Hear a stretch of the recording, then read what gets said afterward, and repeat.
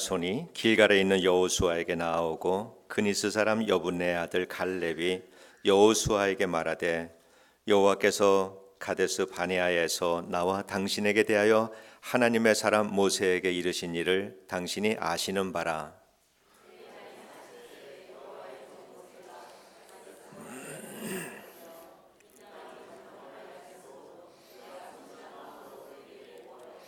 나와 함께 올라갔던 내 형제들은 백성의 간담을 높게 하였으나 나는 내 하나님 여호와께 충성하였으므로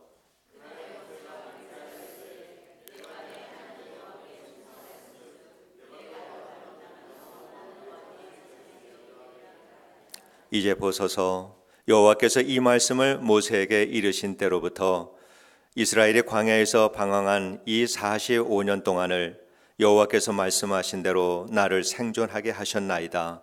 오늘 내가 85세로 돼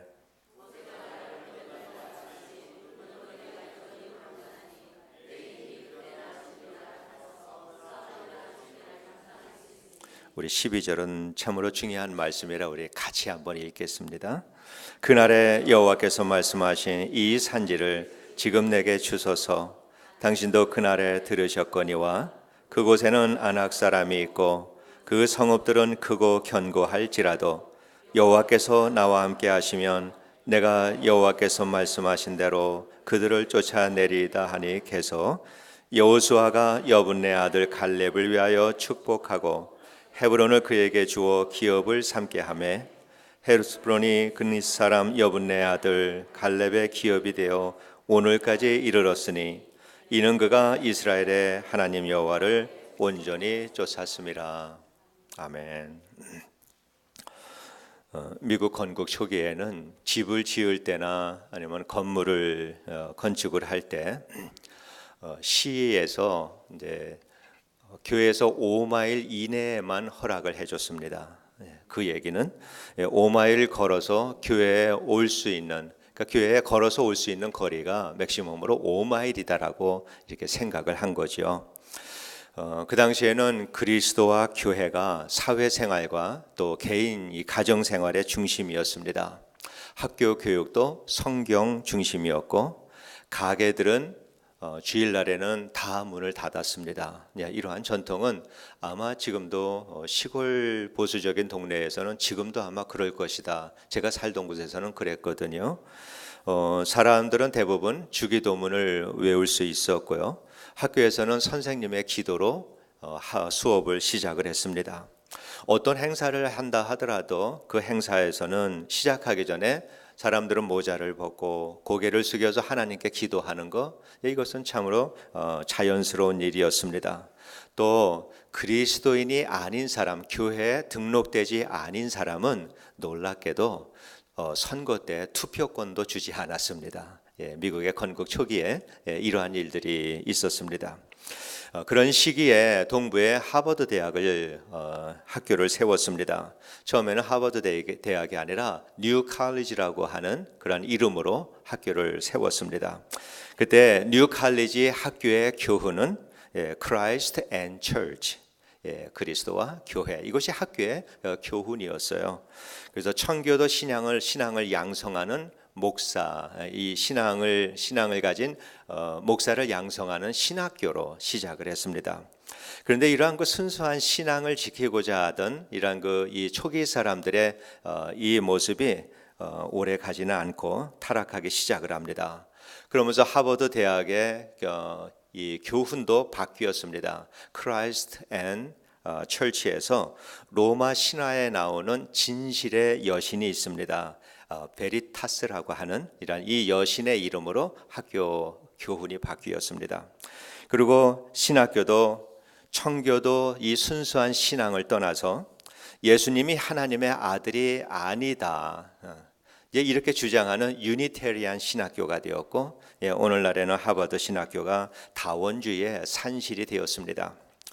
우리는 이러한 그 현상들을 가리켜서 교회가 세속화되었다 이렇게 표현을 합니다. 그래서 이 시대 기독교의 특징을 말하라 그러면은 교회가 세속화되는 것, 이것이 이 시대의 교회의 특징으로 우리가 꼽을 수가 있습니다. 세속화된다라고 하는 이 말은 교회가 가지고 있는 그 가치가 있는데 이 가치가 세상의 가치로 변해가는 것, 이것이 세속화되는 일입니다. 그 일로 인해서 교회는 세상 사람들로부터 교회로서의 영적 권위를 상실하게 됐습니다. 오늘날 우리는 그거를 실감을 하고 있습니다. 신이 죽었다라고 한 말을 한 사람 여러분 알고 있죠? 니체라고 하는 사람이 그 말을 했습니다. 그런데 니체의 배경을 보면은 대대로 경건한 그 목사님의 가정이었습니다. 루터 교회 목사님의 가정이 아주 대대로 그 목회하는 가정에서 태어났습니다.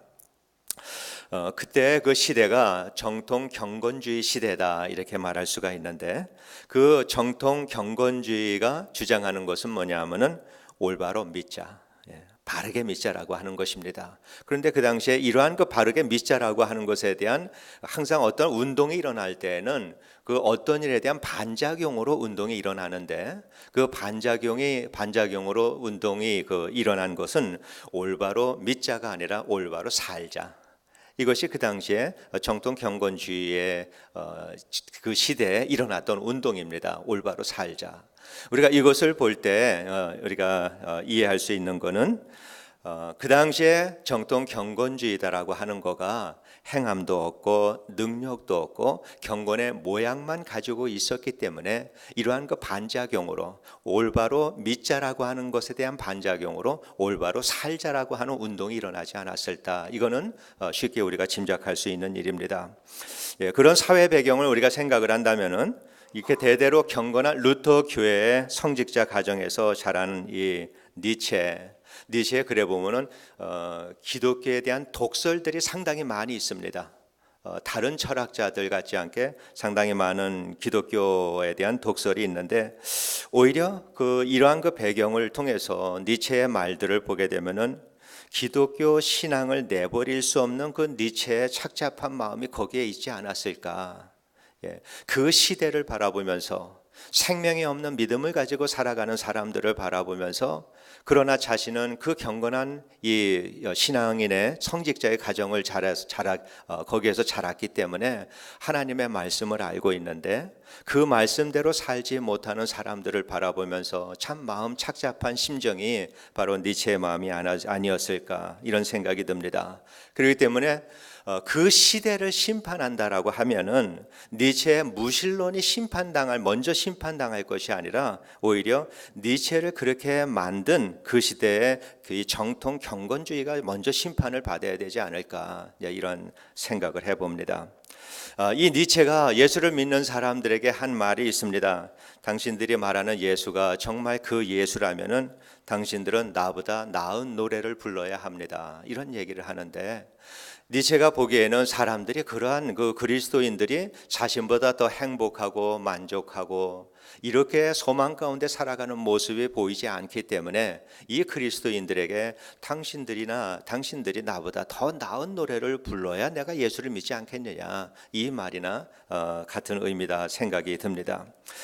예수를 믿지 않는 사람은 왜 믿지 않는가? 믿지 않는 것이 믿는 것보다 낫기 때문에 안 믿는 겁니다. 당연하지 않겠어요?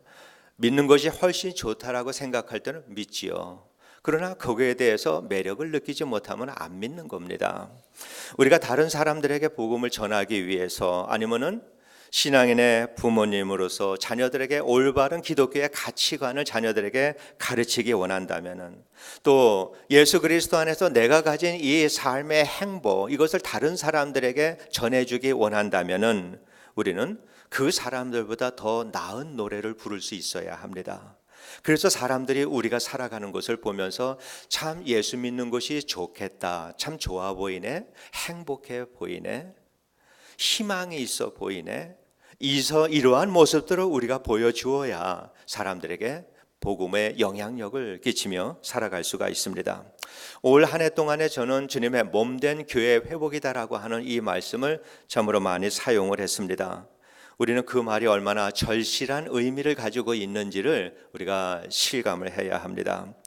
이 시대의 교회들은 성경에서 주님께서 말씀하신 그 주님이 말씀하시는 교회로부터 우리 이 시대의 교회는 많이 멀어져 있습니다. 그것은 우리 누구나가 다 인정하는 그러한 말씀입니다. 오늘날의 교회 많이 변했습니다. 오늘날의 그리스도인들도 많이 변했습니다. 성경에서 말씀하시는 교회와 그리스도인의 삶으로부터 우리는 많이 멀어져 있다라고 하는 것을 우리가 이해를 해야 합니다. 지난 2000년 동안의 교회 역사를 볼 때 아주 짧은 기간 동안에 정말 성령의 역사가 불같이 일어난 때들이 있었습니다. 그렇게 한번 불같이 일어날 때 대개 그 기간들은 아무리 길어도 100년이 넘지는 않습니다. 그리고 대부분의 기간에는 이러한 역사가 없이 그렇게 그리스도인들이 살아가면서 계속 교회는 끊임없이 세속화를 이루어와서 오늘날까지 오게 되었다. 이렇게 이해를 할 수 있습니다. 우리 주님께서는 우리에게 자기를 부인하고 나를 따르려거든 자기를 부인하고 자기 십자가를 지고 나를 따르라. 주님께서 이렇게 말씀을 하셨습니다. 또 내 이웃을 내 몸과 같이 사랑하라. 내 몸과 같이 사랑하라라고 하신 이 말씀은 내가 너를 위해서 내 생명을 주었듯이 너도 그 사랑으로 내 이웃을 사랑하라라고 하는 그 말씀입니다. 그런데 이러한 그 말씀들이 이전에는 내가 실천을 해야 되는 이러한 그 그리스도인의 덕목으로 생각을 했는데 어찌 보면 오늘날에는 이 말씀들이 기독교의 교리로 그저 밀려나 버린 것 같은 이러한 생각이 듭니다. 사람들은 자기를 부인하고 십자가를 지고 따르라는 이 주님의 말씀을 너무나도 막연하게 생각을 합니다. 그러한 그리스도인들을 보면서 세상 사람들은 신은 죽었다라고 그렇게 말할 것입니다. 살았다라고 할 때는 그 사람의 생명이 느껴져야 되는데, 숨을 쉬고 있어야 되는데, 그리스도인들의 삶을 통해서 살아있는 하나님의 숨결이 느껴지지 않고 우리 예수 그리스도의 삶의 모습이 보여지지 않으니 세상 사람들은 신은 죽었다라고 말할 수밖에 없는 것이지요. 아마 니체도 그러한 의미에서 신은 죽었다라고 말하지 않았을까 이런 생각을 합니다. 삼성은 1993년에 21세기 초인류 기업이 되기 위해서 경영 혁신을 혁신을 시도한 거 여러분 아실 것입니다.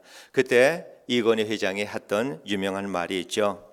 마누라와 자식 빼고 다 바꿔. 이것이 이건희 회장의 말입니다.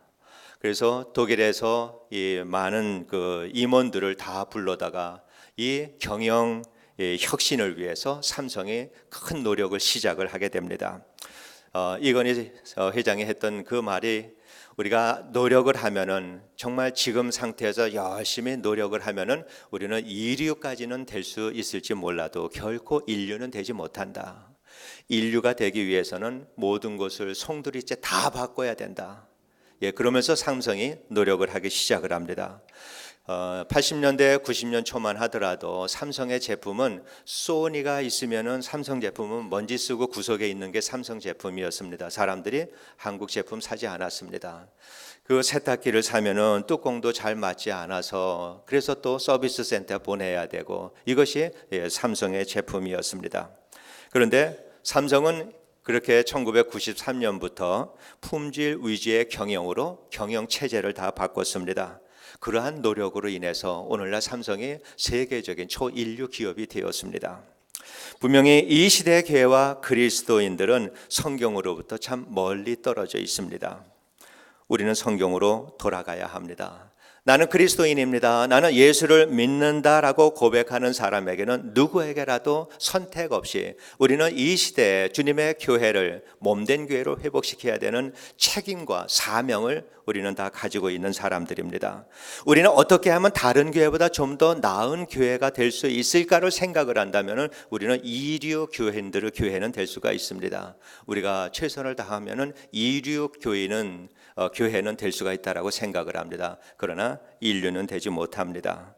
우리가 다른 교회보다 어떻게 하면 잘 할 수 있는가, 이거를 우리가 생각할 것이 아니라 무엇이 주님이 원하시는 교회이고 어떻게 하는 것이 주님이 말씀하시는 교회인가, 그 교회를 우리가 회복하기 위해서 오늘 우리는 무엇을 버려야 하고 바꿔야 하는가를 우리가 생각할 때 우리는 인류 교회를 만들어갈 수가 있는 것입니다.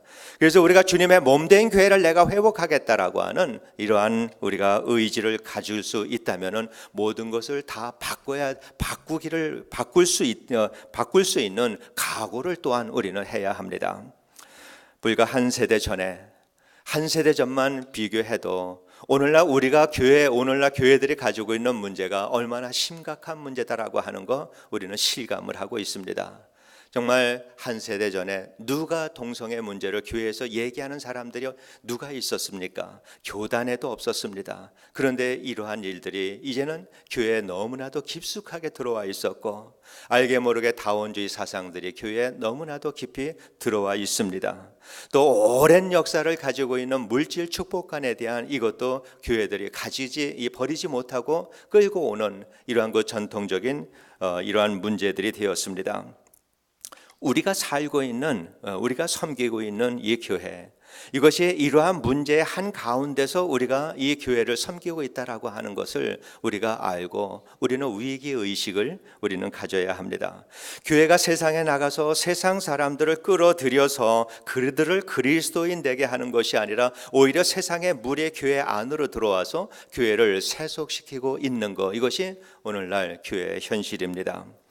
주님의 몸된 교회의 모습이 아닌 것을 교회에서 뜯어내고 내버린다라고 생각을 할 때 우리는 어디에서부터 손을 대야 할지 모를 정도로 교회는 이렇게 많은 부분에서 세속화가 되어 있습니다.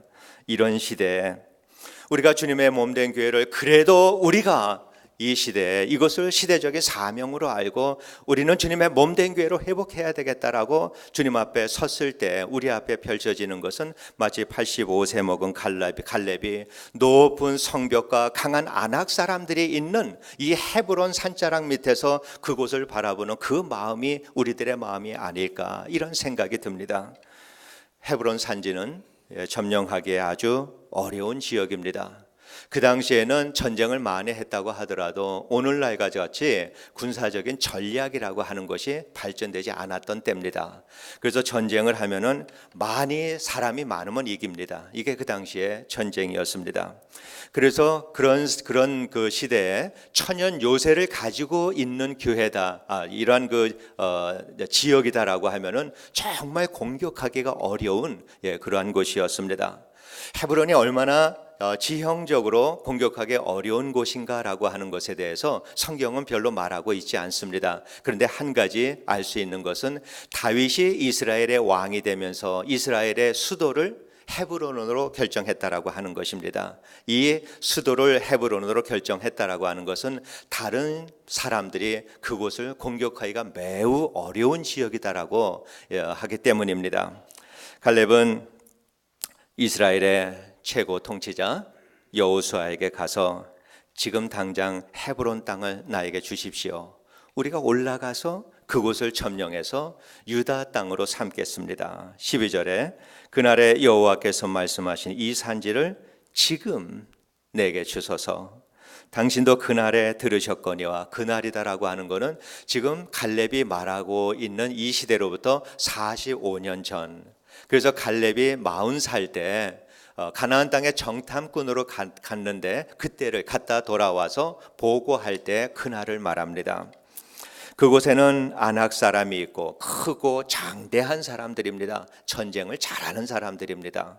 그곳에는 아낙 사람이 있고 그 성읍들은 크고 견고할지라도 사람의 손으로 만들어서 견고한 것도 있지만은 거기는 천연 요새입니다. 공격하기가 아주 어려운 곳입니다.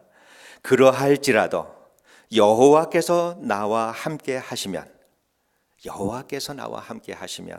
내가 여호와께서 말씀하신 대로 그들을 쫓아내리이다. 여러분, 갈렙은요 하나님의 백성이 살아가는 방식을 아는 사람이었습니다. 그는 전쟁은 하나님께 속한 것이다, 이것을 아는 사람이었고요. 또 그 나라를 정복하는 것은 경험과 힘과 능력의 문제가 아니라 믿음의 문제다라고 하는 것을 갈렙은 알았던 사람입니다. 그가 85세지만은 45년 전에 가나안 땅을 정탐을 하고 나서 모세에게 보고를 하면서 우리가 가면은 이깁니다. 우리가 전쟁을 일으켜서 가나안 땅을 우리가 들어가면은 하나님이 우리를 도우십니다. 우리는 전쟁에 이길 수 있습니다. 그들은 우리의 밥입니다. 왜? 하나님이 우리와 함께 하시기 때문에. 이러한 믿음을 가지고 있었던 사람입니다. 그리고 그 45년 전이나 지금이나 전쟁을 하는데 내가 아무런 어려움이 없다. 이렇게 갈렙이 얘기하는 거, 아마 제 생각에는 갈렙이 말을 타고 내리는 것도 힘들어 했을 거예요. 85세 정도 되면은. 근데 갈렙이 말하죠. 그때나 지금이다 동일하다. 내가 얼마든지 내가 전쟁에 나가서 싸울 수 있다. 이것은 전쟁을 하는 방식이, 하나님이 전쟁을 하시는 그 방식은 그때나 지금이나 조금도 변함이 없다라고 하는 것입니다. 아마 갈렙 같은 그러한 믿음은 갈렙이 숨이 넘어가는 그 순간까지도 그때나 40세 때나 그때나 나는 얼마든지 하나님 앞에서 전쟁에 나갈 수 있다라고 갈렙은 말했을 것입니다. 왜? 전쟁은 하나님께 속해 있기 때문에 그럴 수 있는 것이죠. 이러한 믿음의 사람에게는 헤브론이 산지에 있든지 평지에 있든지 상관이 없는 것이죠. 어차피 전쟁은 하나님께서 하신 일이기 때문입니다. 하나님의 약속은 반드시 이루어집니다. 그리고 그 약속을 이루기 위해서 사람들은 이 칼과 창을 가지고 나가서 싸우지만은, 그렇다고 해서 이것이 세상 사람들의 싸움이 아니라 내가 실제로 나가서 싸우지만 이것은 하나님이 싸우시는 영적인 전쟁이다라고 하는 것, 이것을 우리가 이해를 해야 합니다. 이러한 것에 믿음의 기초를 잘 가지고 있어야지, 이러한 그 든든한 믿음의 기초에 서 있는 이러한 그 신앙인은 그 기초가 전체를 좌우하고 결과도 함께 좌우합니다. 이렇게 믿음의 기초를, 우리가 든든한 믿음의 기초를 가지고 사는 것은 우리 신앙인들에게 너무도 중요한 일이다라고 하는 것을 우리가 알아야 합니다. 자, 우리가 갈렙을 통해서 우리가 이해하고 배울 수 있는 것, 이것은 그리스도인의 삶은 어떠한 많은 좋은 일들을 우리가 많이 하는 것이 아니라 그리스도인의 삶은 방향이 중요하다, 이거를 말합니다. 우리에게는 방향이 너무나도 중요합니다. 자, 40세 때나 그로부터 45년의 세월이 흘렀을 때나 이 갈렙에 살아가는 이 인생의 방향은 변함이 없습니다. 그가 생각하는 이 전쟁을 하는 그러한 그 일들도 전혀 변함이 없습니다. 여전히 그의 마음은 하나님의 약속 위에 굳게 서 있고, 전쟁은 하나님께 속한 것이다라고 하는 흔들리지 않는 이 믿음을 가지고 있었던 사람이다라고 하는 것을 알게 됩니다. 모든 믿음의 위인들은 공통점이 그거예요. 그들은 흔들리지 않는 방향성을 가지고 살았다라고 하는 것, 이것이 믿음의 위인들의 공통점입니다. 방향이 오르면은 천천히 가든 멈추지만 않고 내가 포기하지만 않으면은, 올바른 신앙의 방향을 우리가 가지고 있으면은 언젠가는 목적지에 도달한다라고 하는 것입니다. 가는 만큼 우리는 성장을 하고 믿음의 성숙함을 이루어 갑니다. 그렇기 때문에 우리 신앙인들에게 방향성이다라고 하는 것은 너무나도 중요한 일입니다. 이거는 교회도 마찬가지입니다. 교회가 어떠한 그 사회 참여를 하거나 선교를 하거나 전도를 하고 어떠한 일을 많이 하는 것보다도 그 모든 일들이 어디를 향해 있는가라고 하는 것이 너무도 중요합니다. 교회가 그래서 올바른 방향성을 가지고 우리가 교회를 섬겨야 합니다. 교회가 이렇게 세상에 존재하는 것이 교회의 목적이 된다면 참으로 허무합니다.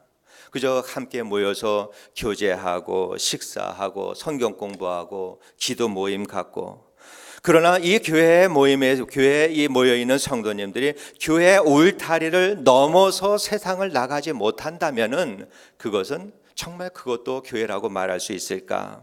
내가 복음적인 삶을 살지도 않고 주님께서 우리에게 주신 사명도 감당하지 않고, 그래서 복음의 증인의 역할을 우리가 하지도 않으면서 교회의 울타리 지붕 아래 있다라고 해서 우리가 그리스도인이라고 말할 수 있을까? 이거는 우리가 한번 깊이 생각을 해보아야 합니다. 주님께서는 교회의 머리요 몸이다라고 이렇게 말씀을 하셨습니다. 주님의 그 몸, 이 몸을 죽음의 세력에 내어주고 이 땅의 교회의 머리가 되셨습니다. 주님이 죽으신 곳은 거룩한 성전이 아닙니다. 주님이 죽으신 것은 성 바깥이다라고 하는 것을 우리가 기억을 해야 합니다. 성문 바깥에서 세상의 모든 사람들을 위해서 우리 주님은 죽으셨습니다. 그렇게 죽으심으로 인해서 주님은 교회의 머리가 되셨다라고 하는 사실을 우리가 항상 기억을 해야 합니다. 그 주님께서 우리에게 말씀하시는 것이 너희가 나를 따르려거든. 그리스도인은 예수를 따르는 사람입니다. 내가 그리스도인이라면은 이 말이죠. 네가 나를 따르려거든 자기를 부인하고 자기 십자가를 지고 나를 따르라. 이 말씀은 너도 세상에 나가서 죽어야 된다라고 하는 말입니다. 네가 세상에 나가서 죽어야 주님의 몸된 교회가 회복이 되고, 네가 세상에 나가서 죽음으로 예수 그리스도의 죽음과 부활에 연합된 삶을 네가 살아야 세상에서 빛이 된다라고 하는, 빛의 사명을 감당한다라고 하는 이것이 주님의 말씀입니다. 그런데 우리가 가야 할 세상이 어떤 세상입니까? 헤브론 산지와 같은 세상입니다. 정말 쳐다보기만 해도 겁이 나고 두려운 사람들이 있는 곳입니다. 우리가 세상 사람들과 함께 살아갈 때 우리는 그거를 두렵게 느끼지 않았습니다. 함께 섞여서 살아갔는데 이제는 내가 믿는 자의 사명을 감당하고자 세상으로 나가서 내가 이제는 복음을 전하는 삶을 살아야지. 그러고 세상에 나가서 사람들을 보니까 이 사람들이 안악 사람들처럼 장대하게 보이고 가면 얻어맞을 것 같고 내가 상처받을 것 같고 이러한 모습으로 주눅 들어버릴 때가 우리에게 얼마나 많은지 모릅니다. 그러나 세상 사람들이 아무리 강하고 똑똑하다 하더라도 주님이 우리와 함께 하시면은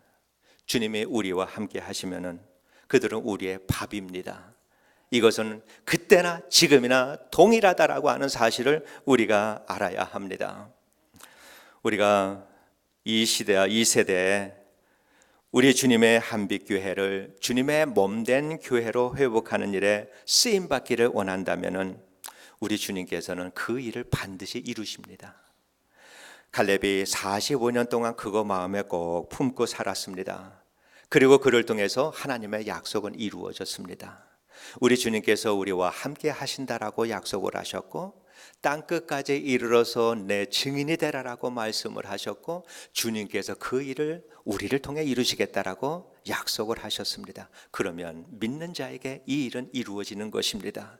그리스도인의 축복이 무엇일까? 우리가 잘 살고 우리의 자녀들이 뭔가 잘 되고 하는 것이 축복이 아니라 나를 통해서 하나님의 약속이 이루어지는 것, 내가 이 일에 쓰임받는 것, 이게 우리 그리스도인들의 축복인 거 여러분 다 인정하시지요? 이게 우리의 축복입니다. 우리 교회는 그 일을 위해서 우리가 한 마음 한 뜻이 되어서 달려가기를 원합니다. 우리 모두는 생각이 다 다릅니다. 의견도 다르고 재능도 다르고 이 다르다라고 하는 것 때문에 어느 교회나 이거는 다 다른 사람들의 모임입니다. 그런데 두 가지로 나타납니다. 건강하지 못한 교회는 이 다르다라고 하는 거가 분열의 동기가 됩니다. 분열의 씨앗이 됩니다. 그런데 건강한 교회는 이 다르다라고 하는 것 때문에 주님을 더 폭넓게 사랑하고 섬기고 더 많은 사람들에게 복음의 증인이 된다라고 하는 것입니다. 다른 것은 얼마나 좋은 것인지 모릅니다. 그러나 이 모든 것들이 다 다르다 하더라도 우리는 한 가지 공통된 목표를 가지고 살아야 합니다. 이 땅에, 이 시대에, 이 세대에 우리는 주님의 몸된 교회를 회복한다라고 하는 이 공통된 목표를 가지고 우리는 살아야 할 줄로 믿습니다. 여러분, 이러한 그 목표를 가지고 산다라고 하는 것은 대단히 어려운 일입니다. 세상이 얼마나 우리를 유혹하고 시험하는지 모릅니다. 어떻게든지 교회를 세속화시키고 성도들을 무너뜨리게 넘어지게 하기 위해서 세상이 얼마나 우리를 어렵게 하고 있는지 모릅니다. 복음적인 삶을 살려고 할 때 시험이 얼마나 많이 있습니까? 얼마나 여러분 많이 그렇게 사는 것이 얼마나 힘들다라고 하는 것을 경험하며 사십니까? 또 우리의 마음을 상하게 하고 이러한 더 어렵게 만드는 사람들도 밖에 나가서는 물론이고 교회 안에서도 또 얼마나 많이 있습니까? 우리는 이러한 것들을 다 이겨야 합니다. 모든 사람을 섬김과 사랑의 대상으로만 여기고, 그래서 이 기독교의 가치를 실천하면서 우리는 살아야 합니다. 참으로 어려운 일이기 때문에 오늘날 교회가 이렇게 된 것입니다. 실천하기가 너무나 어려워서 그것을 안 하기 때문에 오늘날 교회가 이렇게 어려운 일을 당하고 있습니다. 그러나 우리는 이러한 똑같은 삶을, 다른 그리스도인과 동일한 삶을 우리가 산다 하더라도 여호와께서 말씀하신 이 산지를 지금 내게 달라라고 우리는 하나님 앞에 기도할 수 있게 되기를 원합니다. 우리가 이 믿음의 기도를 드릴 때 우리 하나님께서는 우리가 이 믿음대로 살아갈 수 있도록 하나님께서는 우리를 지키시고 우리를 인도해 주실 것입니다. 그래서 우리는 성경이 말씀하시는 교회, 이 교회로 회복해야 합니다. 또 성경에 말씀하시는 그 그리스도인, 이 그리스도인의 모습을 우리들의 개인의 삶 속에서 우리는 회복을 이루어가며 살아야 합니다. 우리가 믿음으로 요구하면 성령께서는 들어주신다라고 하는 이 분명한 확신을 가지고 우리가 살 수 있게 되기를 원합니다. 여러분, 우리가 예수를 믿는다라고 하면서 아무것도 하지 않고 내가 올바로 믿으려고만 한다면은 세상 사람들은 우리를 보고 신은 죽었다라고 말할 것입니다. 안다라고 하는 것과 믿는다라고 하는 것은 내 행함이 없을 때 세상 사람들은 그거를 보지 못합니다. 그리고 그들은 신은 죽었다라고 그렇게 말할 것입니다. 자, 그렇게 살아가는 사람들, 내가 아는 것은 많은데 개인적으로 어떠한 경험도 있는데 그러나 실제로 내가 이 복음적인 삶을 살지 못한다면은 과연 이것이 이단과 다른 것이 뭐가 있을까? 아무것도 하지 않는데 뭐가 다르냐라고 하는 거죠. 우리는 큰 꿈을 품어야 합니다. 이 시대를 구원할 것이 바로 우리다라고 하는 사실을 우리는 알아야 합니다. 우리가 생각하기에 우리 한 사람 한 사람은 너무나도 믿음이 연약하고 작은 사람들입니다. 그러나 우리는 작지만 주님은 크십니다. 주님은 강하시고 전능하신 분이십니다. 그래서 우리 같은 사람을 통해서도 주님께서는 주님의 뜻을 이룬다라고 하는 사실을 우리는 확신하고 살아야 합니다.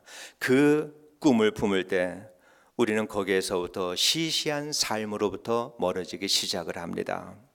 작은 것에 예전 같으면 작은 것에 상처받고 또 마음 상하고 또 작은 일에도 불평하고 불만하고 그러면서 교회 안에서 사탄과 세상과 싸워야 될 나의 에너지를 교회에서 소진해버리고 마는데 내 마음속에 주님의 몸된 교회를 회복하는 것이 이 시대에 나를 이 세상에 태어나게 하신 주님의 분명한 계획이다라고 하는 사실을 우리가 확신한다면 우리는 오늘 살아가는 우리들의 마음과 태도가 당연히 바뀌게 될 것이라 저는 그렇게 생각을 합니다.